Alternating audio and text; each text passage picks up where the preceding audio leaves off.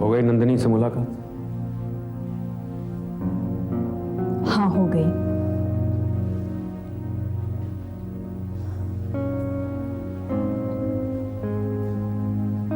उम्मीद है कि नंदिनी से मुलाकात के बाद तुमने अपना फैसला बदल दिया होगा। काश ऐसा होता, लेकिन ऐसा नहीं हुआ रघु। नंदिनी से मिलने के बाद मेरा सर्विस ज्वाइन करने का इरादा और भी पक्का हो गया है।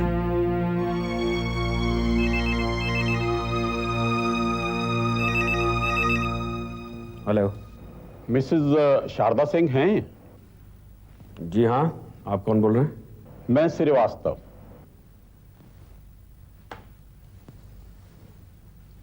तुम्हारा फोन है। कौन है? कोई मिस्टर श्रीवास्तव बोल रहे हैं। ओ, एक minute. Hello, good evening mister Srivastava.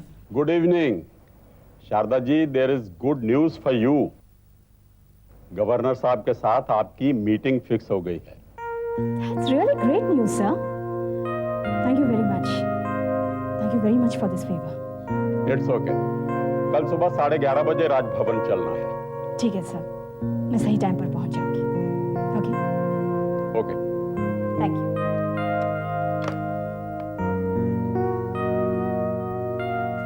क्या हुआ शारदा? नौकरी के सिलसिले में मेरी गवर्नर साहब से मीटिंग फिक्स हो गई है।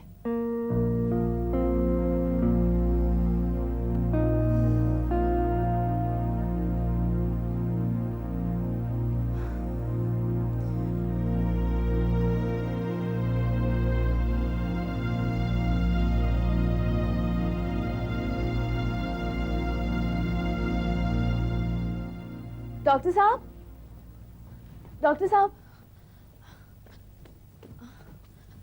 क्या बात है नंदिनी? आपसे कुछ बात करनी थी। इस वक्त मैं जरा जल्दी में हूँ, कल बात करें? ज्यादा समय नहीं लूंगी आपका। घर पे मेरा बेटा इंतजार कर रहा होगा, हम कल बात नहीं कर सकते? कर तो सकते हैं, लेकिन अगर अब आपको बता दूंगी तो घर जाकर आप उसके बारे में सोच सकती हैं ना। अच्छा बोलो, क्या बात है? डॉक्टर साहब, आप मुझे ऐसे ही किसी दूसरी जगह भेज दीजिए, जितनी जल्दी हो सके। लेकिन क्यों? बस अब मैं यहाँ नहीं रहना चाहती। अचानक ऐसा फैसला क्यों कर लिया नंदिनी? डॉक्टर साहब, मेरे यहाँ रहने से मेरे घर वालों को बहुत तकलीफ होती है, इसलिए मैं किसी दूसरे शहर जाना चाहती हूँ, यहाँ से बहुत दूर। आप मुझे कहीं भेज दीजिए। इस बारे में कल सुबह बात करेंगे। इस वक्त मैं थोड़ी जल्दी में हूँ, कल बात करेंगे। ओके?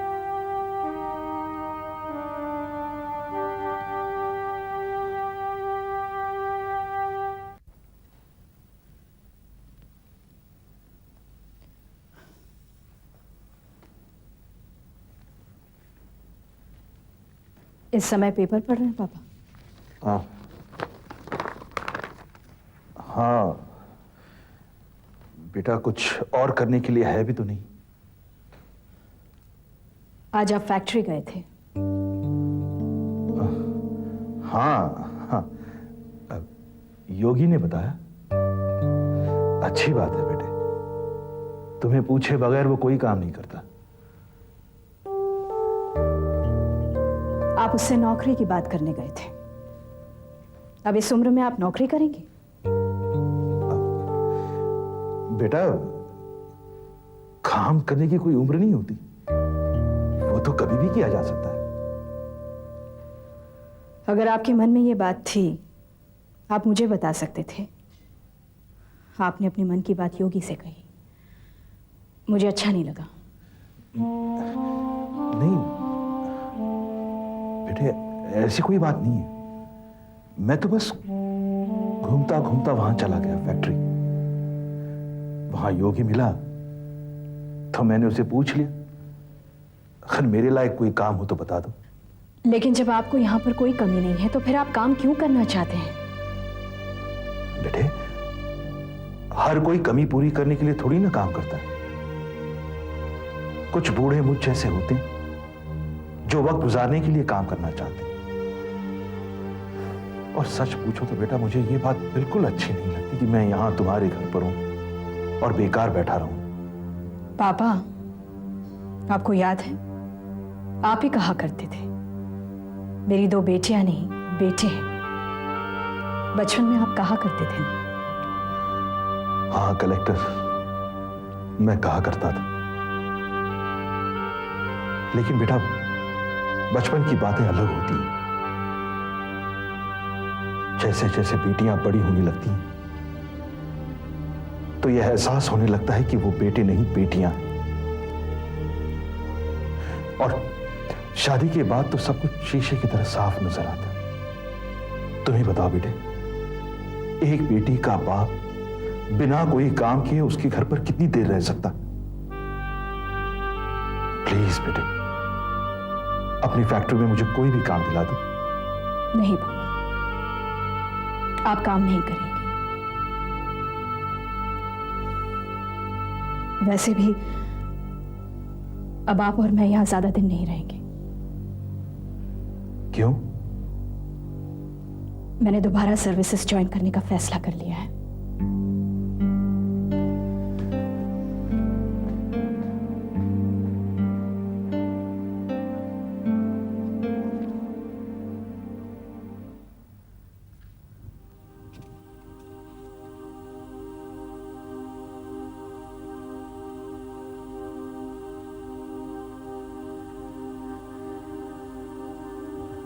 अरे तू क्या सोच रही थी कि तू सूरज के घर जाकर बच जाएगी?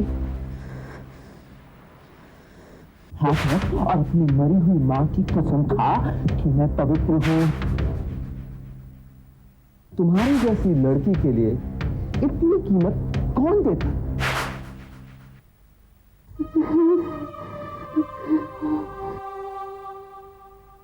दीपा, वो जो भी था जैसा भी था तो तुम्हारा पति ना। कहीं तुम ये तो नहीं समझ रहे कि आज तुम्हारे पास काम है और मैं बेरोजगार हूं, और इसी वजह से तुम मेरे साथ शादी करने से झिझक रही हो? तो अब तुम ये नौकरी छोड़ दो, क्योंकि अब हम शादी कर रहे हैं। तुम इस तरह गहरी सोच में डूबी हुई हो, क्या बात? कुछ मर्द औरत की अहमियत को समझने वाले भी होते हैं। मैं और शक्ति शादी करने वाले थे। मैं एकदम अकेला हो गया। उसके बाद मेरे जहन में कभी शादी का ख्याल आया नहीं। शारदा जी? कहीं जा रही हो क्या? हाँ, गवर्नर साहब के साथ जो मीटिंग है उसी के लिए जा रही हूँ, मिस्टर श्रीवास्तव के साथ।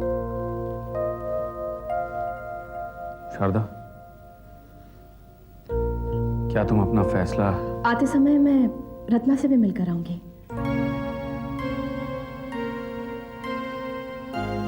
चलती हूँ।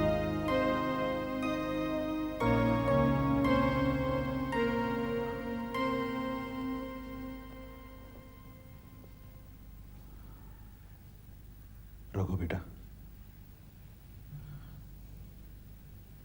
बेटा तुम्हारी परेशानी मैं समझता हूं।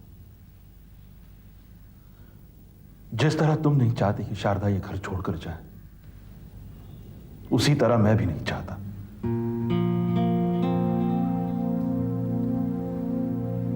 अगर शारदा हर हाल में जाना चाहती है तो क्या किया जा सकता है? फिर भी किसी भी तरह उसे रोक लो बेटा। एक बार वो अपनों से बिछड़ चुकी है और मैं नहीं चाहता कि दोबारा बिछड़ जाए। मेरी समझ में नहीं आ रहा कि मैं उसे कैसे रोकूं।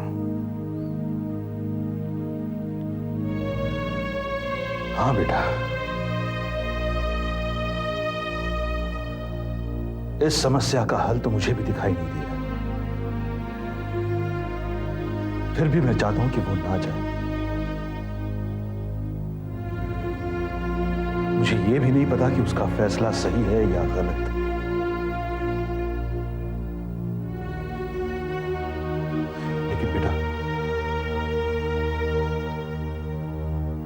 एक बात मैं जानता हूं, शारदा बड़ी जिद्दी है। एक बार जो उसने सोच लिया वही करेगी। और बेटा, अगर उसे कोई रोक सकता है तो वो सिर्फ तुम हो। हाँ बेटा, उसे रोक लो।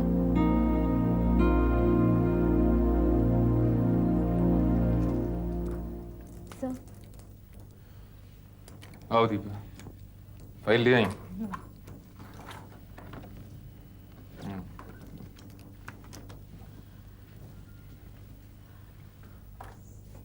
सर, आप ये मेडिसिन क्यों ले रहे हैं?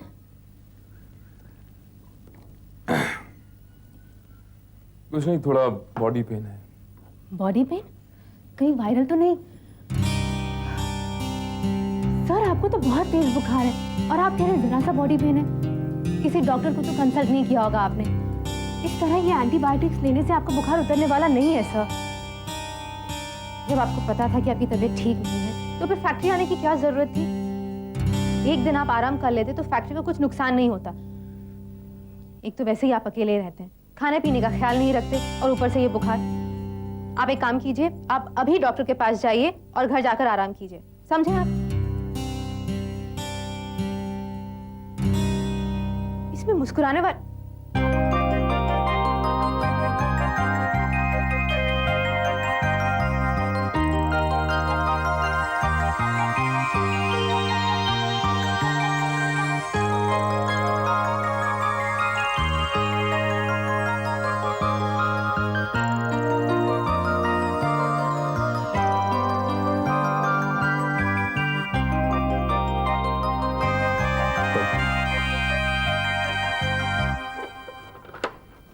रत्ना, तुमसे कोई मिलने है।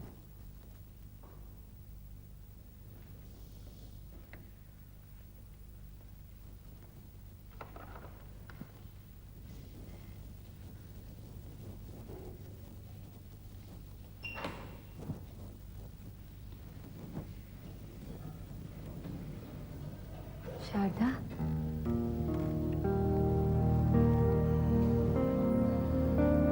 तुम लोग मुझसे यहाँ मिलने आते हो, मुझे अच्छा नहीं लगता। क्यों? शारदा, मैं यहाँ सजा काट रही हूँ क्योंकि मैंने तुम्हें कितनी तकलीफ पहुंचाने की कोशिश की और तुम लोग मेरी तकलीफ में मेरा इतना ध्यान रख रहे हो। मुझे बहुत शर्मिंदगी होती है ये सोचकर। ऐसे मत सोचो रत्ना, अगर हम तुमसे मिलने नहीं आएंगे तो और कौन आएगा? और आज मेरा तुमसे मिलना इसलिए भी जरूरी था क्योंकि कहो ना शारदा। रत्ना, मैं तुम पर अपनी एक जिम्मेदारी सौंपने आई हूँ।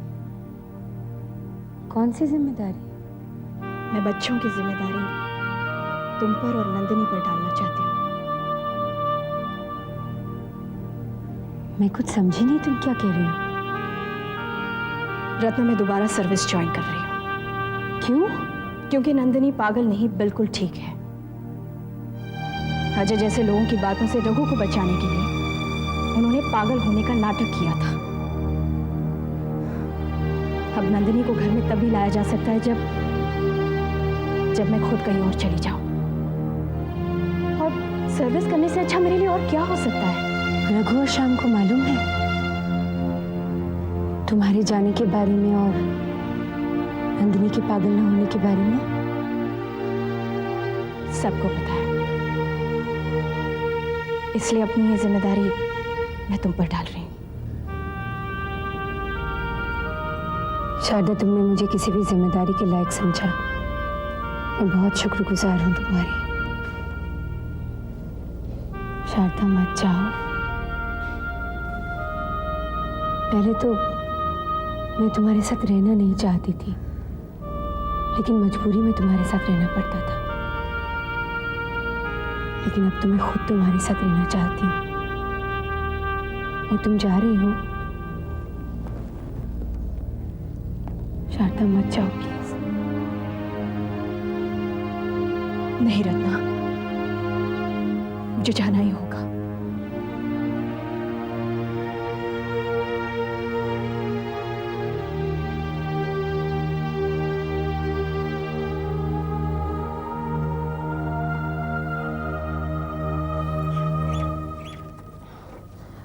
डॉक्टर साहब, वो जो आपसे बात कही थी मैंने, उसके बारे में कुछ सोचा आपने? हाँ नंदिनी, मैंने जहाँ जहाँ पॉसिबल था हर जगह फ़ोन कर लिए, लेकिन आई एम रियली सॉरी, कहीं कोई जगह खाली नहीं है। इसका मतलब है मैं कहीं भी नहीं जा सकती? फिलहाल तो मुश्किल लग रहा है, लेकिन हाँ, एक जगह है जहाँ तुम बिना परेशानी के जा सकती हो। कहाँ? तुम्हारा अपना घर। मेरी राय है तुम अपने घर वापस जाने के बारे में दोबारा सोचो। नहीं डॉक्टर साहब, अगर मुझे वहीं रहना होता तो मैं यहाँ वापस क्यों आती? अब यही मेरा घर है। ऐसा मत कहो नंदिनी, अगर तुम जरा भी मेरी इज्जत करती हो तो अपने फैसले पर दोबारा गौर करो और वापस चली जाओ।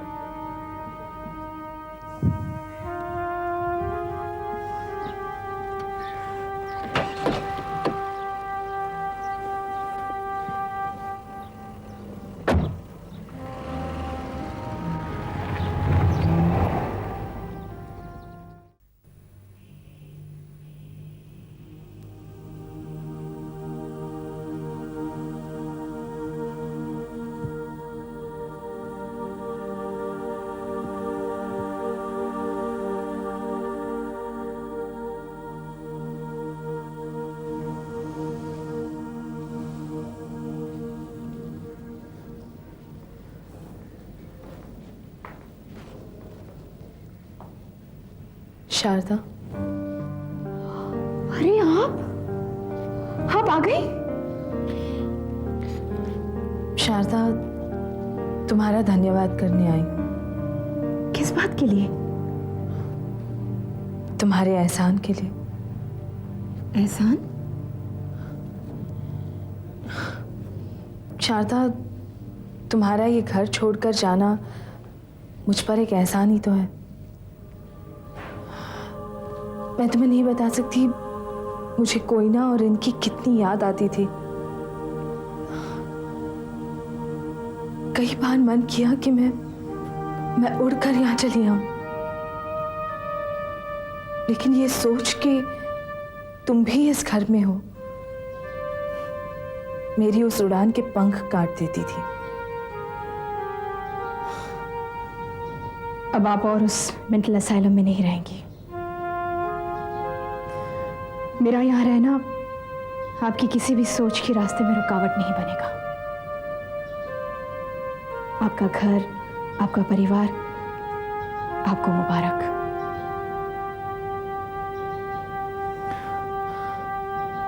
लेकिन शारदा, इस परिवार में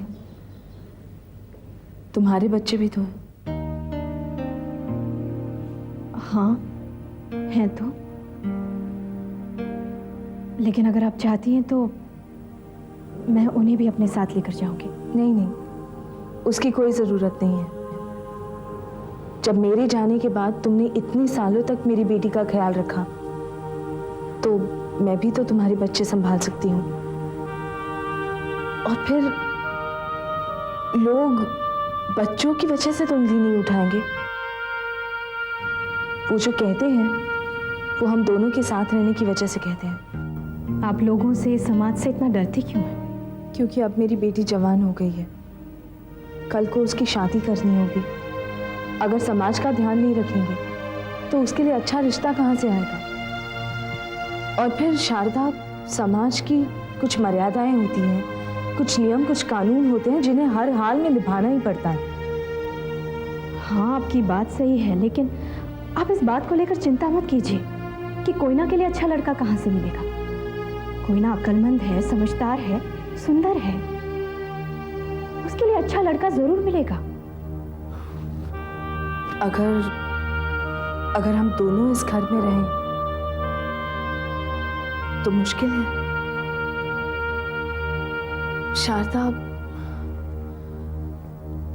शारदा, हम दोनों में से किसी एक को ये घर छोड़ना ही होगा। आप फिक्र मत कीजिए, मैं चली जाऊंगी इस घर से।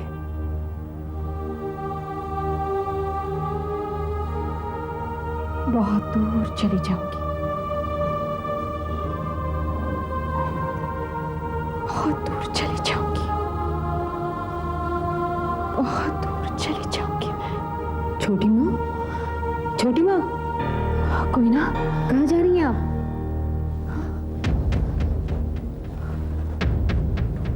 क्या हुआ छोटी माँ, कहाँ जा रही हैं आप? बताइए ना, कहाँ जा रही हैं आप? छोटी माँ, प्लीज बताइए कहाँ जा रही हैं आप?